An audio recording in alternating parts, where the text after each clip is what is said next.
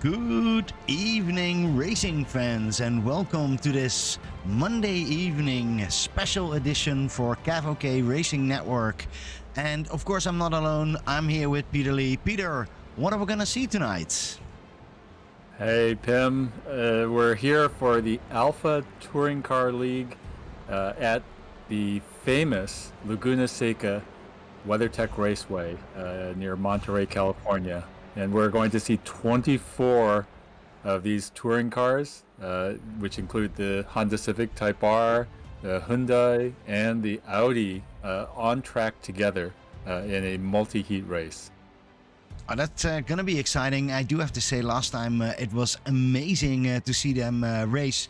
And that's why we came back here from CAV-OK. We thought it was nice to see a different kind of racing, and we definitely saw a lot of fighting, but also a lot of clean racing. I do think that there was a disqualification after 17 and after 13 and penalty. Am I correct in that?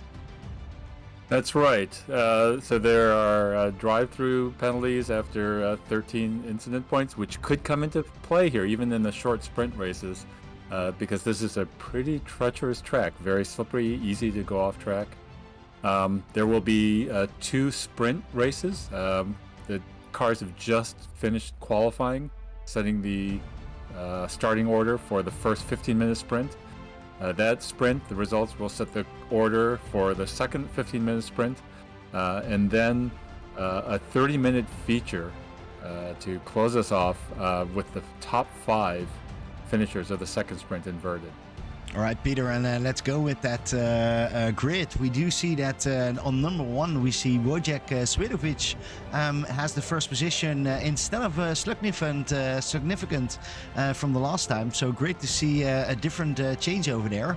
We also see Francois Schwink on the 3rd position, Logan McKenzie from Georgia on the 4th position. Last time was also really high up, I can remember.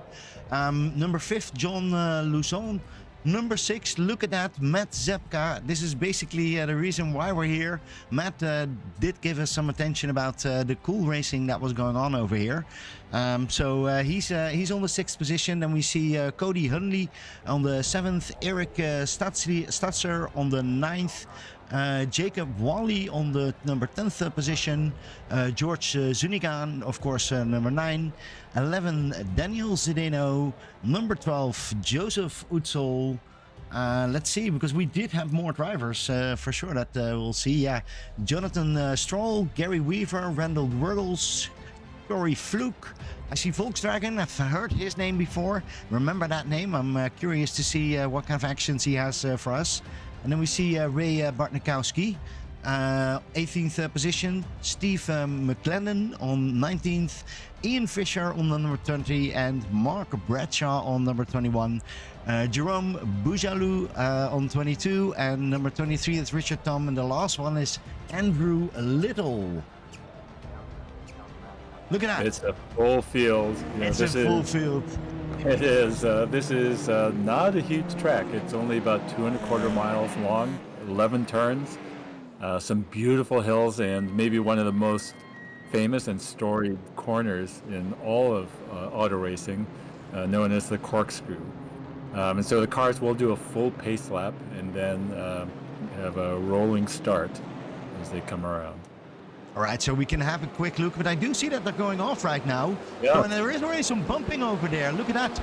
Quite some heavy driving, but everything still looks okay. But there's some bump drafting going on in the beginning over there. They come down the hill here to the first hairpin, which is called the Andretti Hairpin. And this is a pretty important place to position your car as you come around to turn 3.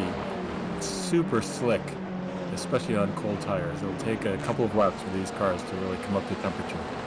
Yeah, you do see that everybody is tiptoeing around. That start was a little bit rough, but now everything looks a little bit more settled. See one big line, although I do see up here a couple of people trying to go on that inside here. Look at that. Great move from Andrew Little past Ian Fisher over there. Oh, and it looks like we do have some incidents between a couple of cars, Ian Fisher and Mark Bradshaw. Ray Bartnikowski also seems to have gone off in turn 5. Yeah, we do see that right over here. I think it was Ray Bartnikowski who initially that Expedia car. Yeah, that's rough for that moment. Let's go back to the front. Let's have a quick look if we can see the race results coming up a little bit. Yeah, they're coming around to the final turn 11, which is a semi-hairpin onto an important front straight. Super important to get a good launch and exit out of this turn as they come up to the start-finish line to complete their first lap of this race. Yeah, and Wojciech Swiatovic is really already taking a big lead. He was fast in the practice. I've looked. Well, I do see that we see in the inside John Lawson on the fourth position. He's losing his spot. Yeah, the battle for P3 is already heated up, and we're seeing some real kind of scraping of metal amongst Slugnificent in P3, followed by John Lawson and Logan McKenzie in P5. And then a little bit further back is just another epic battle for P6 with Jorge Zuniga and D. Cody Hunley. Yeah, it's fun to see, and I do see that they're all trying to make a move, but you have to make some move because, of course, we only have 15 minutes in this race, in this first race, I have to say. Look at this, they're going all into the corkscrew right here. Right, just to remind the viewers, this is a 15-minute sprint, and the finishing order of this sprint will set the starting order for the second sprint. All right, look at this. George Zuniga and Cody Huntley are fighting it over there. And basically everybody behind it. Daniel Sedino is also looking. Daniel Sedino is actually overtaking over here on the inside. Look at that. And then we see... oh, I'm not so good in the cars, but they all look very fast. They do. There's a real concertina effect, an accordion effect, as they brake so hard coming down the hill for that turn 11. And look at that, and they go side by side nearly over here, but can hold it all together. But that does mean that he has to take a longer exit, and I think Cody Huntley is losing some time over there, but not enough for an overtake. It is interesting. This is actually not an easy racetrack to find passing zones, and in fact, it's a track where it does invite a little bit of diving on the inside of a couple of turns. One is at the Andretti Hairpin that we just saw going side by side. You can stick your nose in the middle and try to take the inside line. And the other is as they come up the hill to the entry to the corkscrew. And the cars get very light as you cross the hill before you make the left-hand turn. But it's the second place where you might be able to outbrake the car in front of you. Yeah, and we're looking here at Logan McKenzie really reeling in John Lawson, trying to make it difficult. But those four are taking a little bit of a lead up here. We do have an issue in the corkscrew, and it looks to me like several cars, Volkswagen and Randall Ruggles, have been involved in some sort of incident in the corkscrew. Oh, yeah, we do see that right over here. I don't think they took the right course over there. Both crashed over there. Oh, and then we see more things coming up. Let's have a quick look if we can see that from a different angle.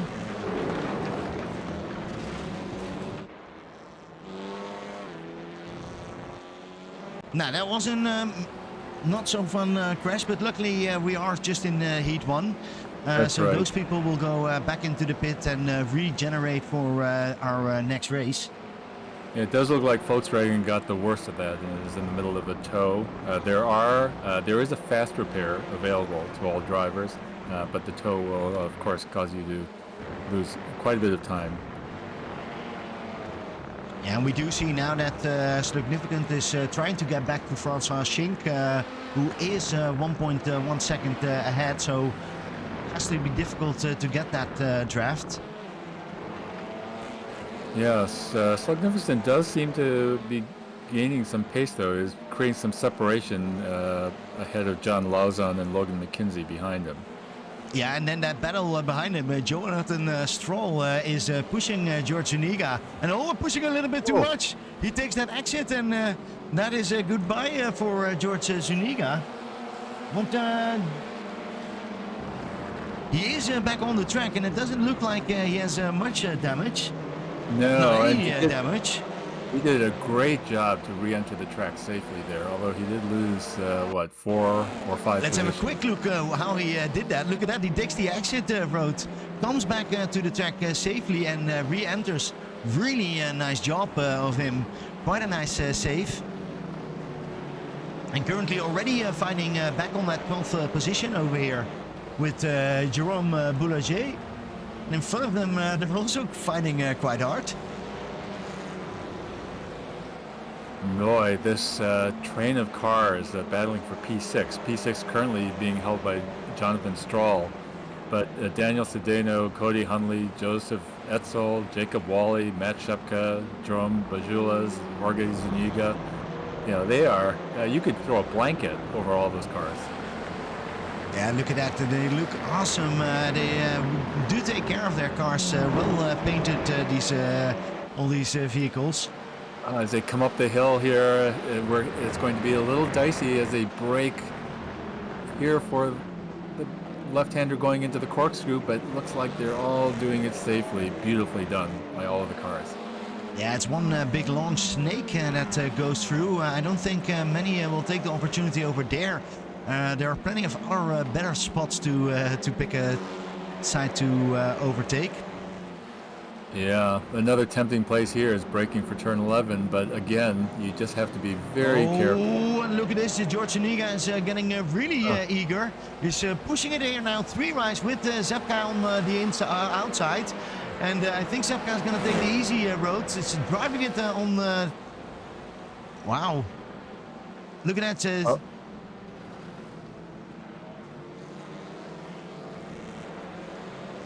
That inside line in the Andretti Hairpin is really a prime place to try to make a move. Yeah, and we do see also here Jonathan Stroll with, I think Daniel Sedego, if I look it correctly, fighting over here. Boy, defending hard. Yes. That's Joseph Utzel who defends over there for Cody Hundley. Cody Hundley needs to look out because he is immediately followed by Jacob Whaley and Jerome Badius. And okay, George Zuniga is already coming up. And now we see them go through the corkscrew again. And it does, oh boy, it does look like Daniel Sedano's just trying to get it on the inside, coming down into turn 10. This is extremely difficult, very slick as you go around because there's a little bit of an off-camber aspect to that right-hander. Look at this. Here they come, 2 by 2 by 2. And they all seem to make it quite nicely. I do think that Daniel Sedego is a little bit ahead, but is that on that outside? And that's difficult because you can't defend that. But he is going to try it. Look at that. They're going to still do 2 by 2. Yeah, it gets very slick on the outside there, and the track falls away from you a little bit. But then you do get the inside line coming into turn 3. Yeah, he has to go... Oh! What was that? I think that was Jacob Wally who got a little bit of a wiggle and went there completely into the wall. Yeah. And this is an exciting race here. We're fighting for position number 6. Yeah, I think on that Jacob Wally incident, it looked like he just got tapped on the right rear by Jorge Zuniga.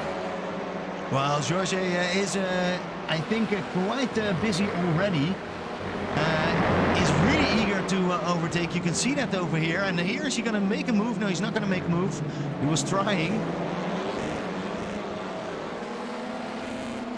I was saying it before. Have a look on him because it's going to be dicey.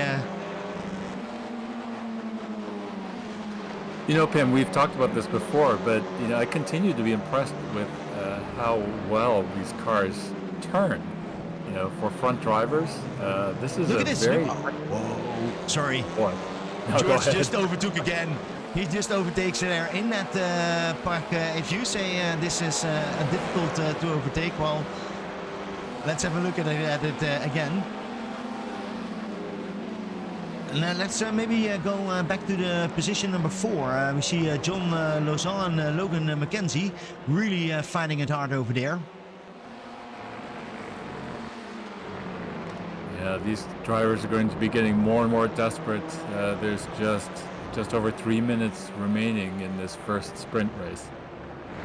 Yeah, and I do want to give some time to our first winner, first leader on the moment, Wojciech Swidovic. He is from the UK. Well, that's going to be a nice timing for him, but great to see that he's awake, because he's really driving away 4 seconds. He's really the significant of Laguna Seca. Yes, yeah, he has a 4-second lead over Francois Schenk in P2. So just serenely holding, and it's only the sprint, and so this will assure him pole position for the second race here. Magnificent, John Lauzon, Logan McKenzie then are all still in their battle for P3. Oh, and it looks like we have another incident in the corkscrew. This one involving Matt Shepka and Stephen McClendon. Ray Bartnikowski again caught up. Oh, that was a bad one for him. Look at that. Beautiful car from Ray Bartnikowski, but yeah, he couldn't do much on that. And I also saw something happening with Matt Shepka. Yeah. He has one.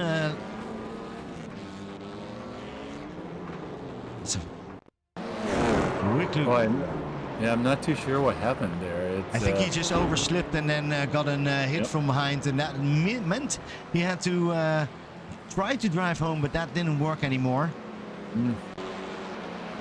That's too bad, because it went really well, and we're still looking for the position number 3 significance with John Lozan and Logan McKenzie trying to get back to Wojciech Swidovic, but I think that's not going to happen, at least not in this race.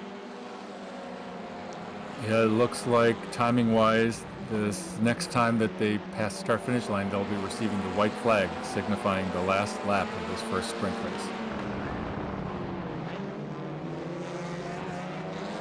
John Lauzon is getting a good run here,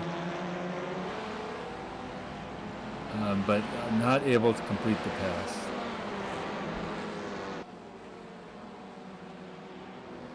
No, and he is going to make it a little bit more difficult and tries to have a really good exit, and bumps over here.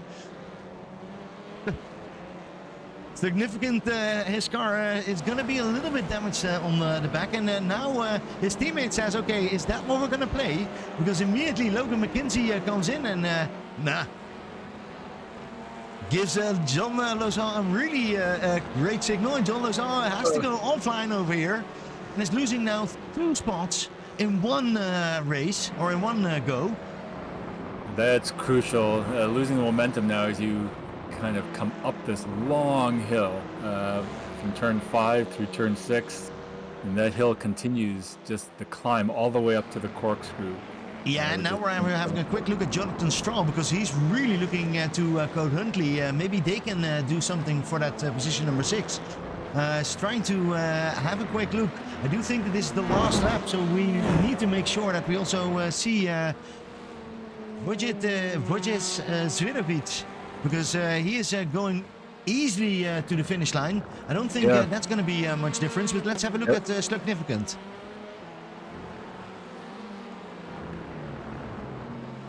And we see John Lauzon also still under pressure from Logan McKenzie. Yeah, and I don't think that could be that he's overtaking. No, he's not overtaking. And look at that, Logan McKenzie is celebrating together with Significant, because that was an amazing overtake in that last corner, or last sections. They did an amazing job, really teamwork, but of course, Wojciech Swiatovic, number one position. Awesome job. All right, and that was already the first session. And what now, Peter? What are we gonna see? Well, as these drivers continue and finish off this, the finishing order of this sprint will now set the starting order for sprint race number 2, another 15-minute sprint. All right, and I do see in the chat that the top 5 reverse grid for the final one. So that's right. Yes. We're gonna use that. Thank you, August. And also we're gonna go significant from now on slug. Much easier. So, all right, where are we? What are we gonna do? Are they already back on track?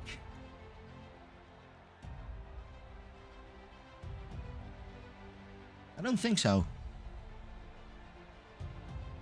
What is just great to see with these cars is just what kind of fierce, close racing happens. You know, they're rubbing fenders and doors. They're just defending hard. They're making dives for passes. It's pretty incredible to see.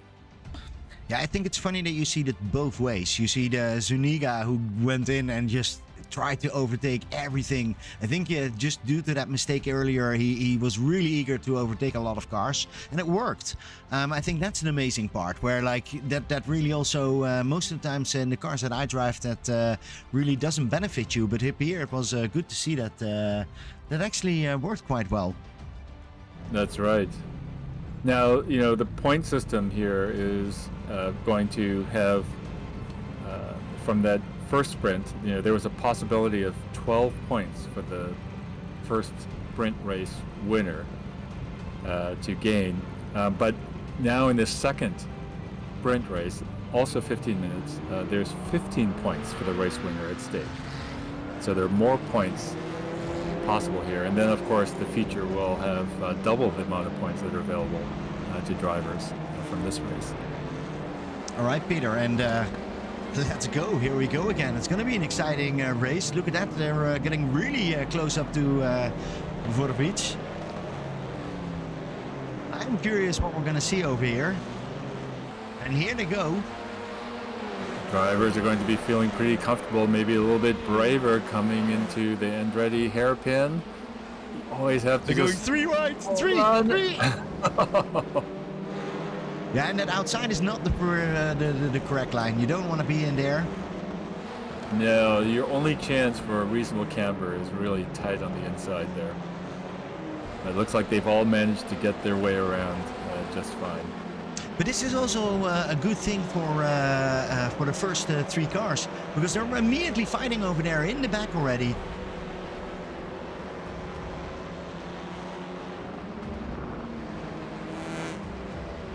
Well, in fact, you know, Logan McKenzie, Jonathan Stroll, John Lauzon, they've just picked up their battle from the first sprint, and they're continuing here in this sprint. Oh, look at that!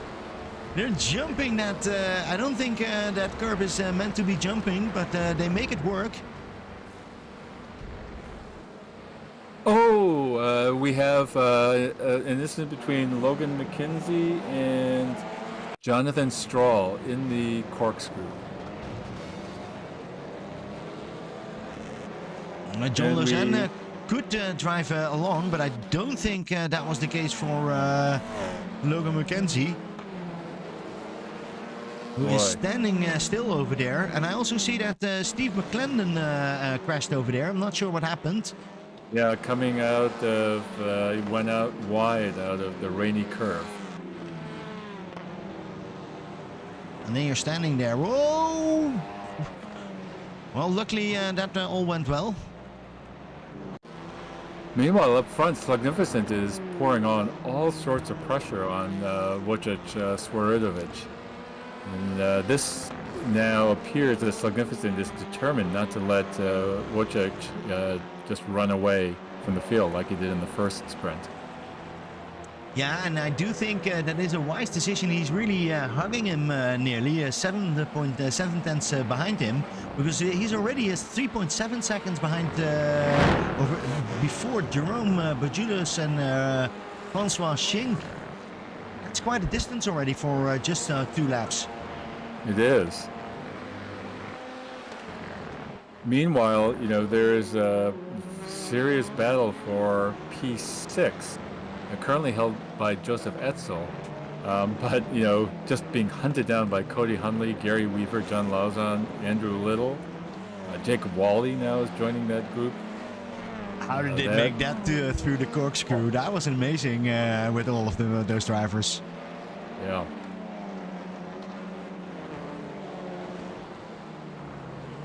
We haven't had a chance to talk too much about Ian Fisher, but Ian Fisher is in a serious battle with Jorge Zuniga. Oh, it's just been passed by Jorge Zuniga. Yeah, I think George went back to the pits and started from the pits and needs to go all the way to the back. I do think that might be something to do with his driving style in the first race. That might be the drive-through penalty, possibly, for having 13 incidents. Something like that could be possible. Because, yeah, you're right. There are a lot of fights going on. I'm now going to the 13th position, Corey Fluke. Everywhere around him, there are people driving. Madness. Oh boy, you said that right. He's trying to chase Eric Statzer, but Logan McKenzie, Randall Ruggles, Matt Shepka, and Ray Bartnikowski are hunting him down. Yeah, make one mistake and immediately 8 cars are passing you. But currently, one of the hardest things to do is to be driving in your rear view mirror while also trying to catch up to the car in front of you and find a way to pass. So difficult. Now we see constant changes here. Jacob Wally is fighting with Jean Lausanne, who dropped a little bit back from earlier. And I also see, by the way, that Stugnificant had difficulty of Slug to actually get back to Vrtovic, but he is losing him a little bit. Yeah, looks like Wojciech Swiatovic has found his pace again and is pulling out now more than a 1 second lead over Slugnificent. Oh, this is going to be interesting. Oh, this is going to be a safe pit exit. That's lucky for them. I think that was Volkswagen who came out of the pit, and he knows how to do that. You can see that he's done that before. A little bit in the back, Francois Schenk is fighting with Jerome Balazouz for the 3rd position. Yeah, I was just watching that battle. It looks like Francois Schenk is possibly a little bit faster coming down the rainy curve, turns 9, 10, 11. But then Jerome Bajulas is able to pull out a little bit more comfortable gap than in other parts of the course. And so it's interesting just to see some of these drivers, the way that it kind of, the pendulum swings back and forth depending on what part of the track they're on. Yeah, and then you have the group with Dennis Sedeno, Cody Huntley. I think that's Andrew Little in the back. Yeah, here he is. Yep. Oh, we do have some issue here in the corkscrew. That looks like John Lauzon has had an issue coming into the... Yeah, I do think that you can call that an issue. Let's have a quick look what exactly happened. He came into the corkscrew, oh, and he went straight on. He just, yeah, and if you're then on the grid, then you can't hold it. And that was his bumper who went off. And then immediately he goes into the pit to make sure that he can try to see what he can save on this. But currently, Wojciech Swiatovic is 2.2 seconds already from Slug. So he is really now driving away. But Jerome Bougelus is not coming back. So that is, for Slug, then a correct thing. Yep. What happened to John Lauzon there, in the GT3 race. Oh, it looks like Matt Shepka has spun, swapped ends in the Andretti Hairpin, but no damage and is back on track. Awesome. But the top of the hill, just before the left-hander going into corkscrew, the braking zone, the prime braking zone is right at the crest of the hill, and the car is just so lightweight. And so you actually have to start your braking a little bit before you would like to. And if you miss that, I've done that many times. In fact, the last race I was at here in GT3, Pim, you saw me do exactly that same thing. Yeah, you see where Daniel Sedino is driving, that's where you went off. And too bad for that. But currently we see the battle for position number 6 is well heated up. It's one of the closest one with 3 drivers. So I do see behind them. A quick look if I can see that. They're also fighting very hard. Jacob Whaley with Andrew Little. Andrew Little is pushing hard on the moment. Yeah, it looks like Andrew Little got a great run out of turn 11.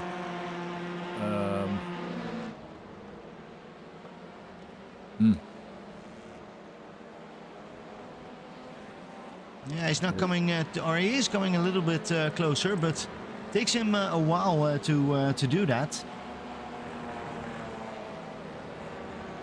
The thing that's wonderful about Laguna Seca is that each of these turns is a slightly different technique.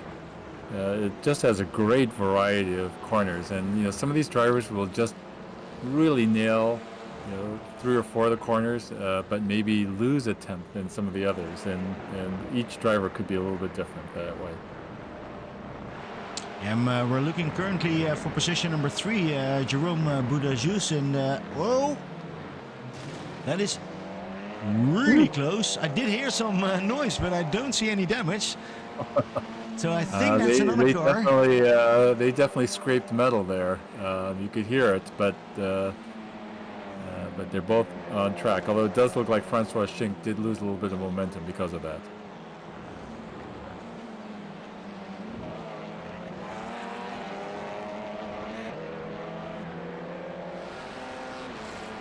People who are race fans might recall IndyCar season last season with Romain Grosjean having made 3 or 4 passes, including 2 or 3 amazing passes just like that in the corkscrew in his IndyCar debut at Laguna Seca last season. Oh wow, that's amazing! I haven't seen that actually. Yeah, it's there was also some metal scraping in at least one of those passes.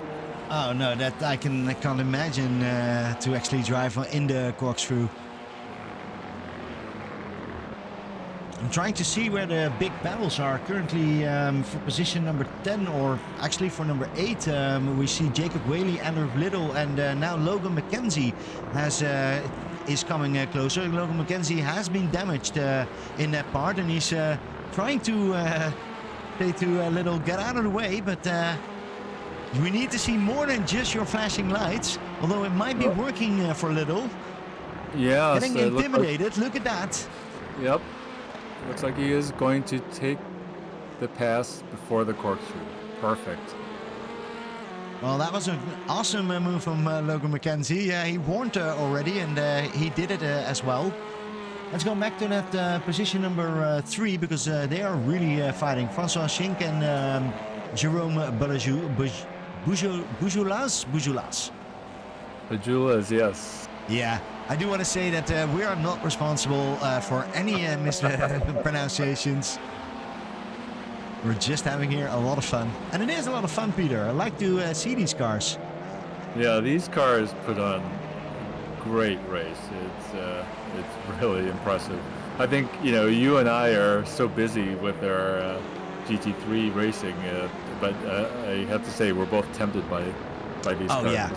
Yeah, definitely. I'm not actually I have one because we need to have one, but I'm not gonna drive it because I don't want to have the distraction. One more thing, and we do see that Jacob Whaley is here overtaking. Oh, that's a lapped car. That's right. That's Volkswagen. Volkswagen is doing a very good job realizing that he's under blue flag and letting both Jacob Whaley and Logan McKenzie by. Yeah, and also Andrew Little had the chance to go by, so he doesn't lose that much time. Every time when they go into the corkscrew, I hear like a car crash.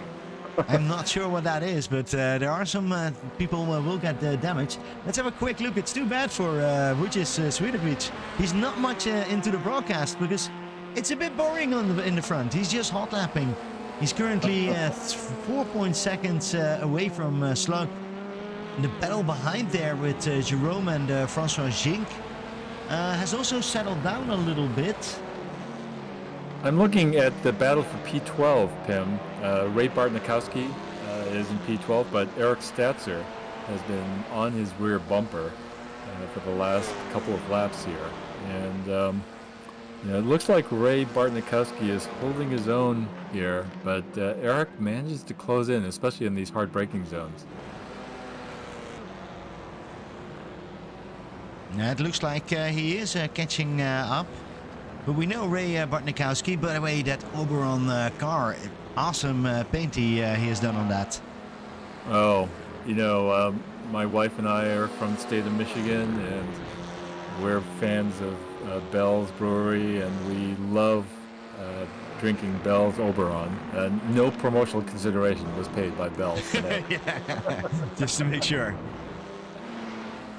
All right, let's go for the position number 6. We do see Daniel Sedano, Cody Huntley fighting over there. Jacob Wally a little bit in the back. Yeah, Jacob Wally and Logan McKenzie that's another kind of epic battle, and Logan McKenzie is just looking desperate to find some way around. Yeah. Desperate, I think, is the right word. Well, I think we're going to see something over here. Look at this. He sees the white flag over there. He needs to do something. He's going to do something. He's going to throw it into that corner. Oh, he's trying to go on the outside of the Andretti Hairpin. So difficult. And I haven't seen it done yet. And he can't do it. But he is on a good move over here. Yeah.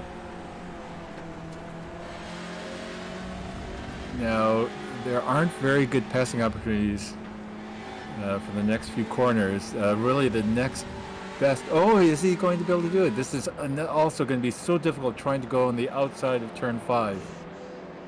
Well, you want to know what desperate means? This is what desperate means. Look at that. He passed him really, really well over there. That is beautiful. A nice move he made. And for viewers that are unfamiliar with this track, that is so difficult because turn 5 does have some negative camber on the inside of that corner, but not on the outside. Now we do see the fight here with Joseph Utzel, Daniel Sedano and Cody Hunter, who are going for it. While we do see that Wojciech Swidovic also gets the second prize. Slug gets here on the second position. And here comes Jerome Bujulus. And let's have a quick look. Francois. I don't see any changes with Daniel Sedano and Cody Huntley. Nope. Logan McKenzie right behind there.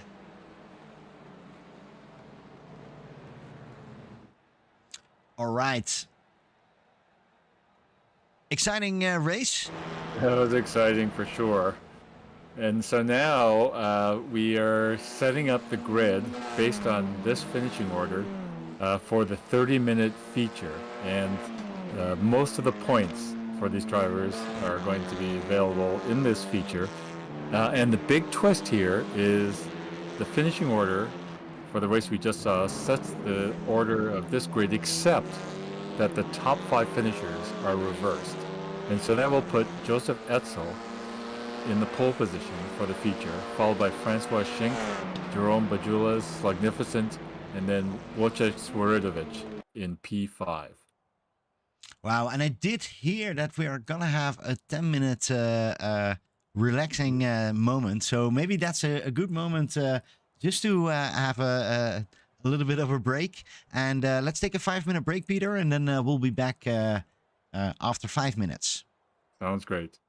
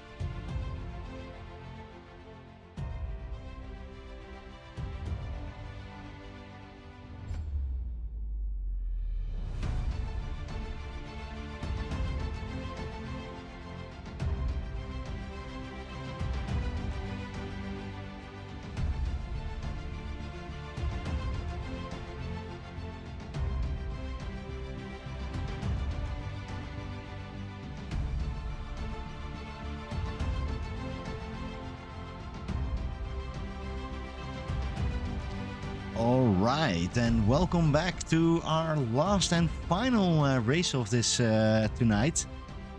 Exciting racing we've seen so far, Peter. The race, what we're seeing right now, what is different? Well, first off, this is the feature, and so it's not 15 minutes, but a 30-minute race. And while the grid order, the starting order, was set by the finishing order of the second sprint, there's a twist. The first 5 finishers from that second sprint are reversed. And so that means we have our second sprint race winner, Wojciech Swiatovic, starting P5. And then in P4 is Slugnificent, P3 Jerome Bojulas, P2 Francois Schenk, and then on the pole is Joseph Etzel.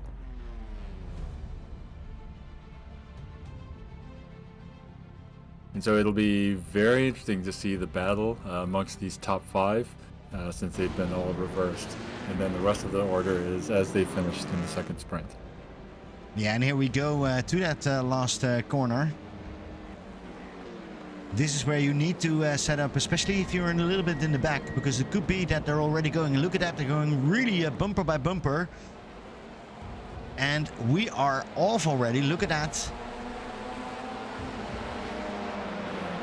Joseph Etzel seems to have gotten a good jump on the field to protect his pole position. Oh, and Francois is going inside. And Jerome Bojulas is also making the move. Oh, we do have an incident. It looks like Ray Bartnikowski has spun, or maybe he was knocked off in the Andretti Hairpin. I'm just trying to follow it. It's amazing to see all the people. But currently Francois Schenk is in the first position. Joseph Utzel second. And Jerome Bojulas, who was working his way up in that last race, is continuing and is here on the third spot. Meanwhile, Wojciech Swiatovic has gotten past Magnificent to take P4.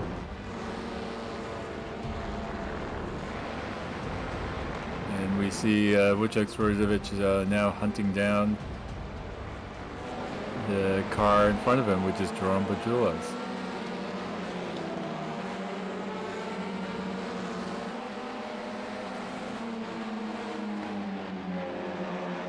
But on the moment, Francois Schenk can hold this. Oh, and I do see someone going over there, on track over there. Significant was going off track.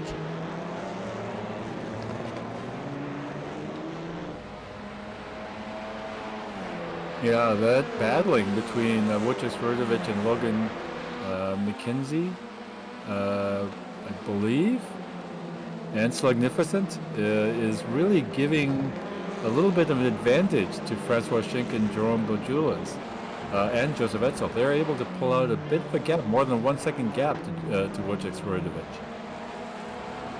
Yeah, and I think this is really working well for Francois Schenk, because he was fast in our last races, only not as fast as Wojciech Swiatovic, but Swiatovic has difficulties to get by all the cars.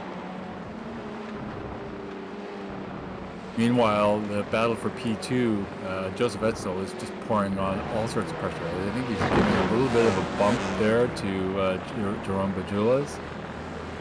And it'll be interesting to see what happens as they come up to the hard braking zone for the corkscrew right here.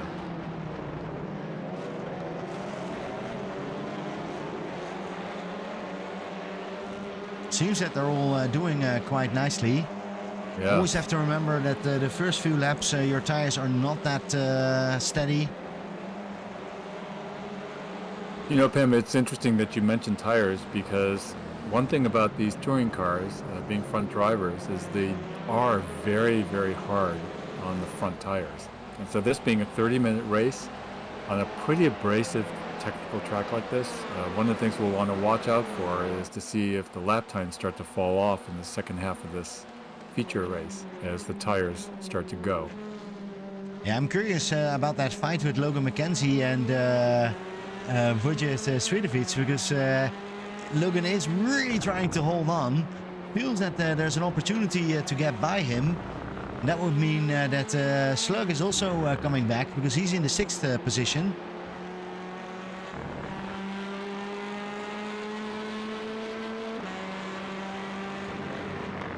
Yep, and it now looks like Wojciech Swierdowicz has gotten past Logan McKenzie. Slugnificent, of course, is now on the hunt to see if he can get that position as well. Oh, and he goes off over there. Look at that. He went really wide. That is going to be an issue. He's losing spots over here. And immediately George Zuniga thinks, okay, that's my spot. Overtakes him here. Look at that. Yeah, so Slugnificent now has fallen all the way down to P7 from that off track. Yeah, we have seen it is difficult to overtake, and he doesn't have to do it that many times. But now it will take a lot of turns for him to do this. Well, what this does is this also now really brings together the battle for P3 with Joseph Etzel, Wojciech Swierdowicz, and Logan McKenzie. Yeah, I think this is going to be a very interesting match to see if Francois Schenk can get away now. He needs to make as much distance as possible because he knows Wojciech Swierdowicz is coming. And I do have to say, Logan McKenzie right behind them. I don't see him move anyway. He's staying over there. It looks like he's getting towed by Wojciech Swierdowicz. He does. He's actually really applying a lot of pressure there. Yeah, is it pressure or is it just staying very, very closely over there? Well, in fact, we've been told that these cars are very much affected by the draft. They punch a big hole in the air, and they are greatly aided by the draft. And you can sort of see that, especially in these uphill sections. All right, I do have to see a match over here for position number 13. Randy Ruggles, Gary Weaver, Matt Zepka, Corey Fluke, and Volkswagen are all here. And I see that Gary Fluke is overtaking Matt Zepka. Nice move in the corkscrew, or just before it.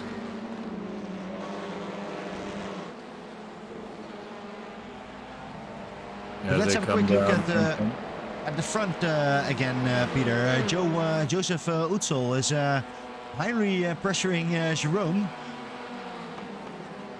Well, in this battle for P2, actually this battle for P2 is involving 5 or 6 cars now, is giving all sorts of help to our race leader, Francois Schenk, who has now established almost a 2.5 second lead. Yeah, when does Wojciech Swierdowicz get loose over here? And remember, we don't have any pit stops, so there is no chance to do like an overcut or undercut or anything like that. It's all on the track over here that you need to make those passes. That will be difficult.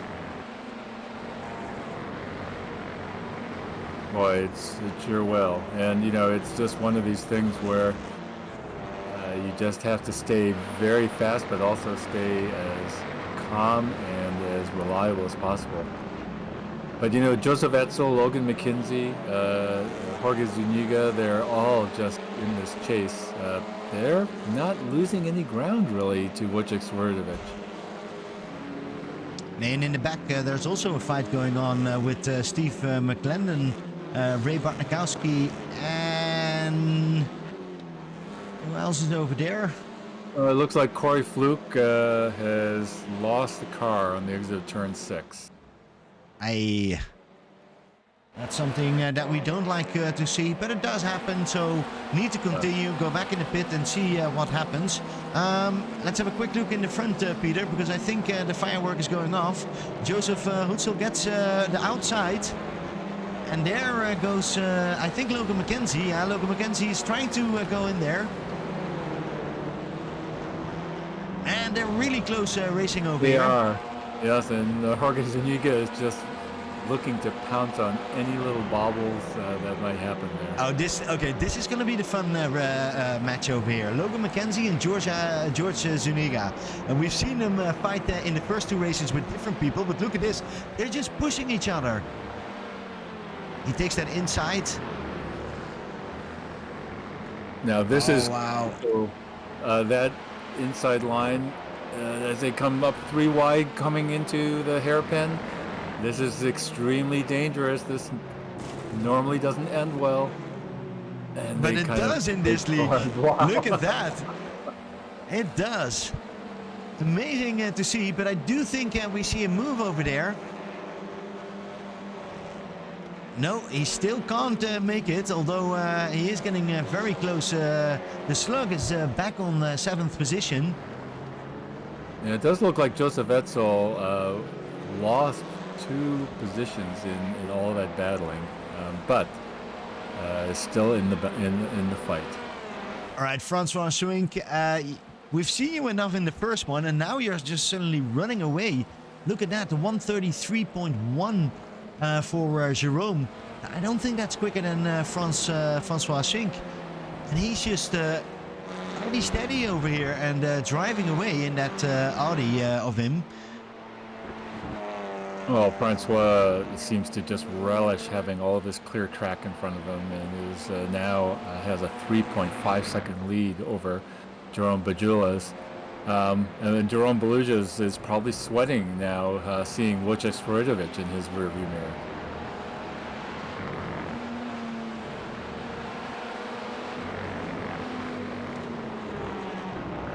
Yeah. Look at that. That's a battle up here. Yep, it looks like Wojciech is going to try to take an advantage going through in the corkscrew. And he makes it work without any hesitation. Immediately passed over there. Boy, that is something you don't see too often, an outside pass going into the corkscrew.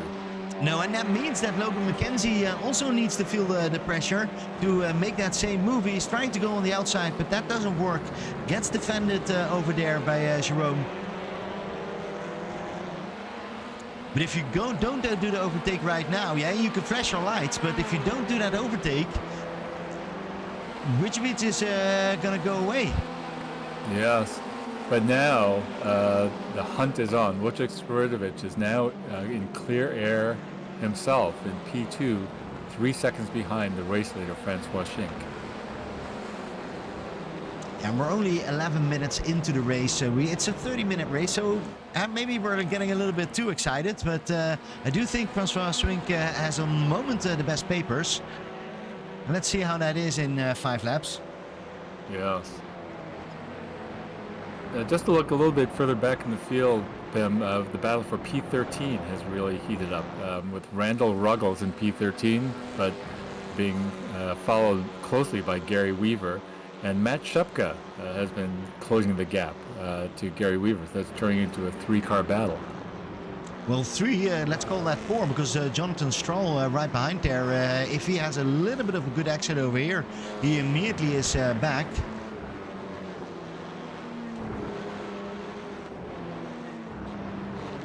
Yes, and indeed. And even behind Jonathan Stroll, not too far back, is Volkswagen, followed by Steve McClendon. So that could soon turn into a 6-car train. They're trying to copy the front, but in the front we do see for position number 3, basically a whole battle going on. Jerome is still defending on Logan McKenzie, and I think he's holding on. Yeah, Jerome has been holding up under the pressure pretty well. Logan McKenzie has just been pouring it on lap after lap. But I do have to say that Wojciech Swiatovic is also not running away.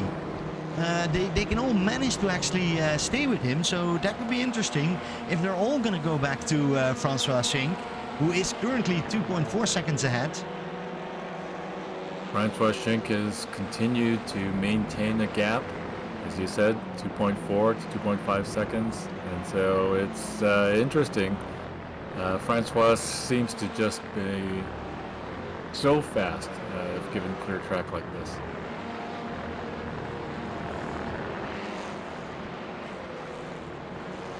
You know, Jorge Zuniga, back in P5, is also just in an epic battle. Oh, yeah. Magnificent. The slug is coming, and nice to see him coming back from his earlier incident. He's really giving a lot of pressure to George Zuniga. And then he's already back to his teammate Logan McKenzie, who's on the 4th position. And I've seen that in that first race. If those guys are coming together, we're going to see something special. So that could be cool. Yeah, there's still 16 minutes remaining in the race, and so plenty of time. Yeah, and while we say that, I do have to say that Vojes Zwirovic has taken a little bit of a lead right now. Is 1.2 seconds ahead of Jerome Bujulas. All those names. Yes, Wojciech has definitely created some separation. That should give him the ability to just focus on closing the gap to Francois Schenk. And really is not in a hurry to do it. There's still more than half the race left to go. Yeah, and he doesn't have to worry about the rest because he is the quickest car on the track. We've seen that in the first two races. And yeah, he is now can show his hot lapping again. But I do think that we have a lot of people behind him. Logan McKenzie, George Zuniga. Don't forget Slug. He's coming back. Maybe he brings Joseph Utzel. And that's all for position number 3.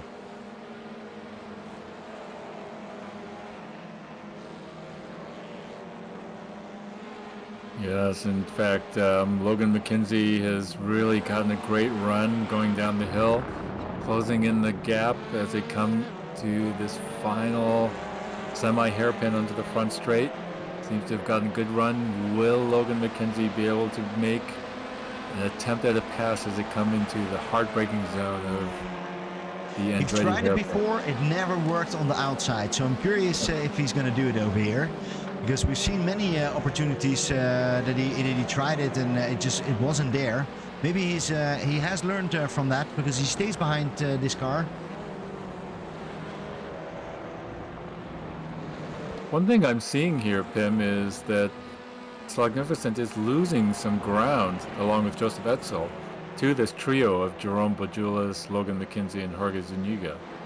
Is that like the double draft is not working enough for him anymore?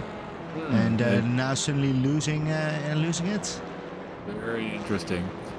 And then the battle for P13 continues to be waged and is now a 4-car train with Randall Ruggles, Gary Weaver, Matt Shepka, and Jonathan Strahl. Oh, look at that. And we do see an attack over there on the inside. And that was a beautiful pass in turn 5. Taking the inside, so Gary Weaver now claims position 13. Yeah, and I do see that Randy goes off track, so maybe there's more positions to win. Is Zepka going to try it? Zepka is going to try it. He's on the inside over here.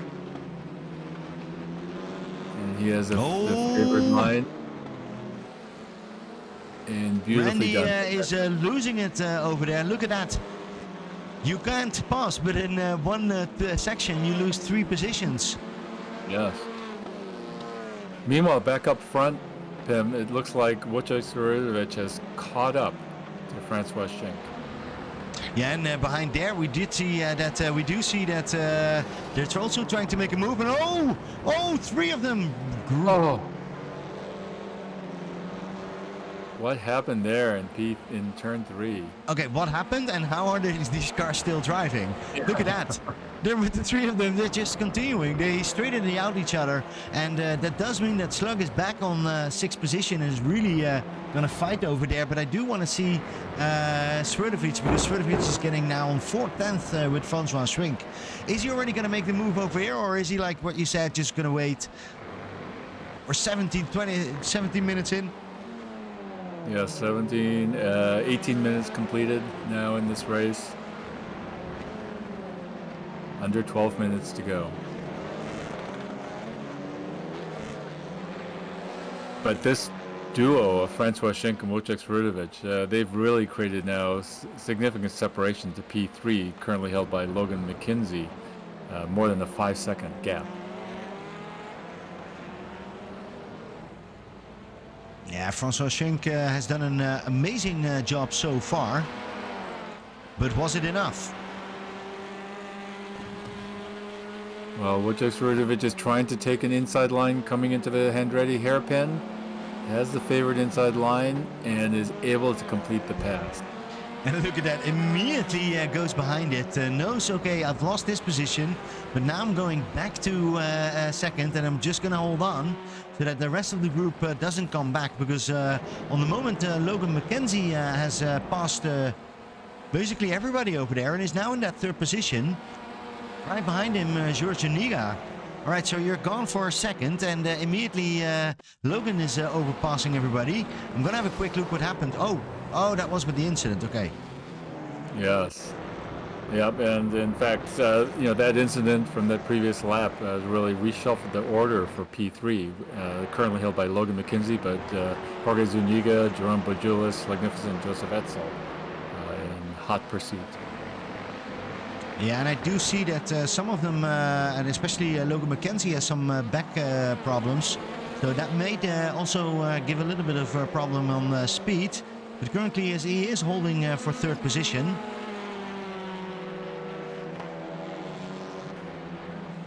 Meanwhile, there's also continuing to be that battle for P13.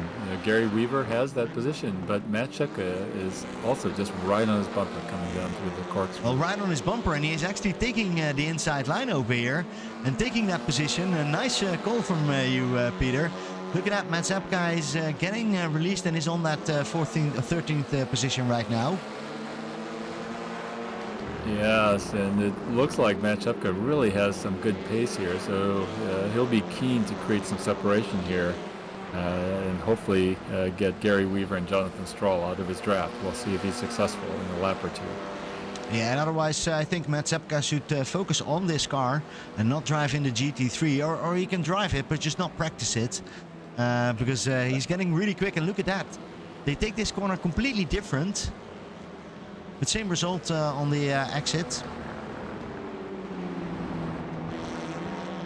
Yeah, earlier in the Discord, we saw Matt Zepka seeking some coaching for that turn. Oh, look at this, George Suniga. George Suniga goes off track and loses his spot to Slug and Jerome. Yes, and now he's going to be hassled by Joseph Etzel. And nobody wants that. Boy. But all of that does help Logan McKenzie just create a little bit more of a comfortable gap to Jerome Bojulis and Jerome just Magnificent. Logan is now free, can run his course. And needs to make sure that at least that third position is there. And we do see, by the way, that Wojciech Swiatovic has lost Francois Swink and is now 2.2 seconds ahead. So it looks really that Wojciech Swiatovic, is just simply the best on this track.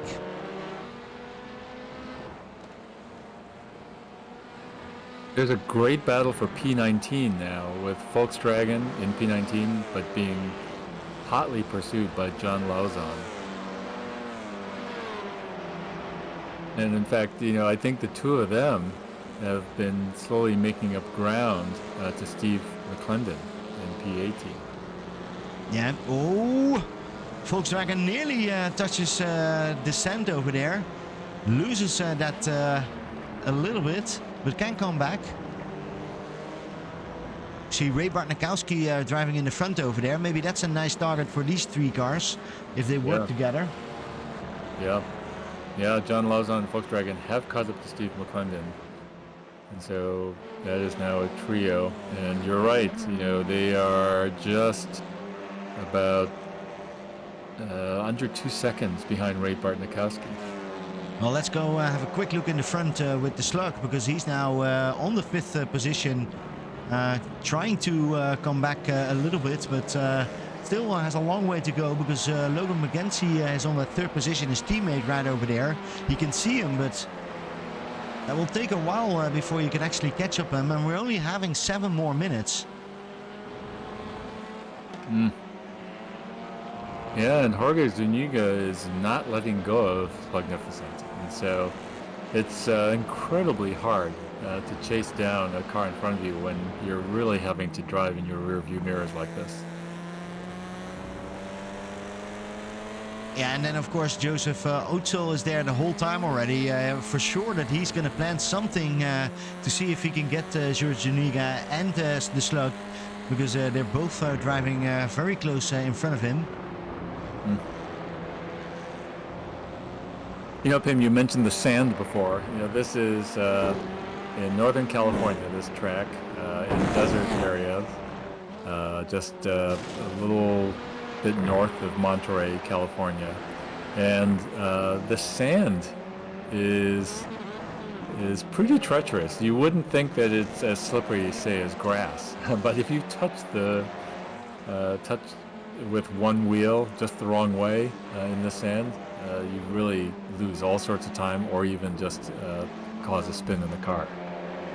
Yeah, I know it's horrible. You need to stay on to the track, and that's what they're doing over here. George Zuniga is putting the pressure on and having that pressure on. So those three of them, are they getting any closer to Jerome on the moment?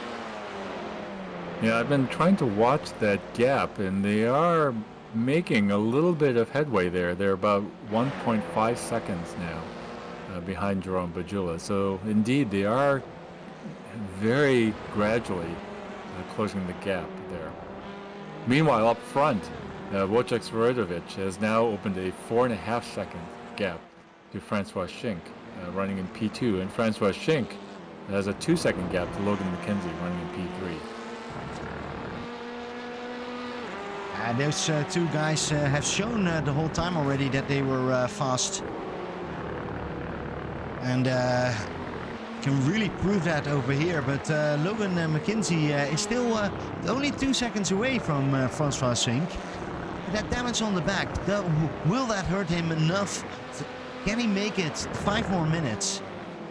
He is slowly getting back, really putting a lot of pressure onto there in the corkscrew.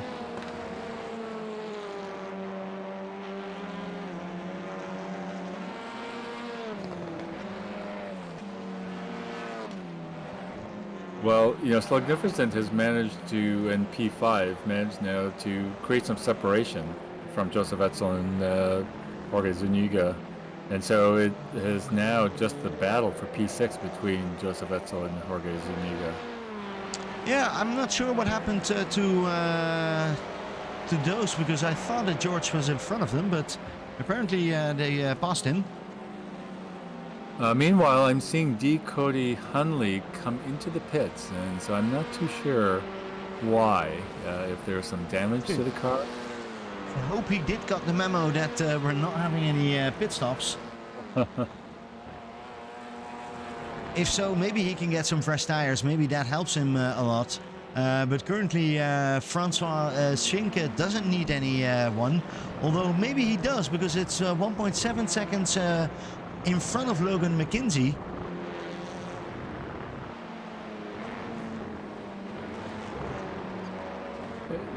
Looks like there was an issue.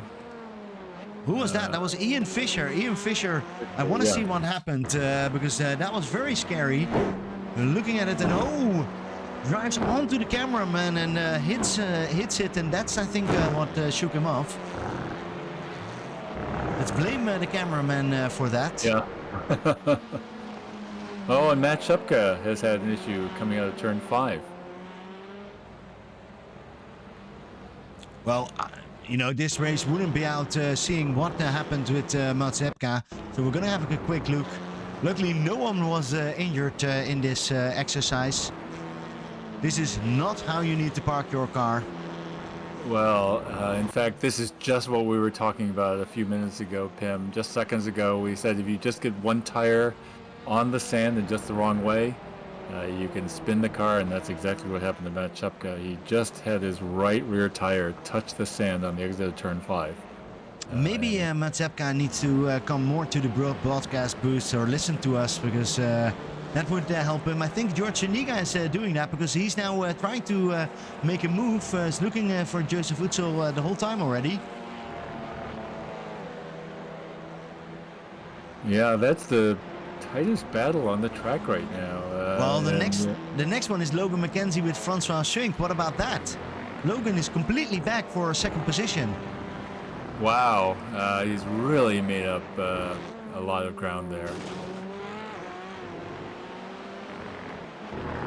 Well, and then we still have a battle for P12 now with Gary Weaver being hunted by Jonathan Stroll. Those are the 2 or 3 closest battles on the track. But the most meaningful one right now, just as you pointed out, Pim, is Francois Schink in P2 being followed very closely now. In fact, by less than half a second by Logan McKenzie. So we talk always about this for viewers who know this. Who do you want to be, Peter? Do you want to be Logan McKenzie or do you want to be Francois Schink? Boy, you know, I'm always more comfortable being the car behind. Boy, and look at this. Beautiful inside pass by Logan McKenzie. No. He doesn't make it. No, he doesn't make it. No, of course not. Logan McKenzie went for the outside and he's tried that now, I think 5 times. Yeah. Didn't work. And the 5th time it didn't work either. So, he needs to do something else. Can we have a quick look? Is this the last lap? Is this white flag? Indeed, it is, yes. So this is our last lap.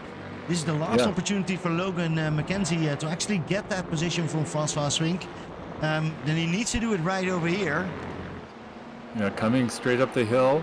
The next opportunity would be the braking for the corkscrew, but it doesn't look to me like Logan McKenzie is getting enough of a run coming up the hill.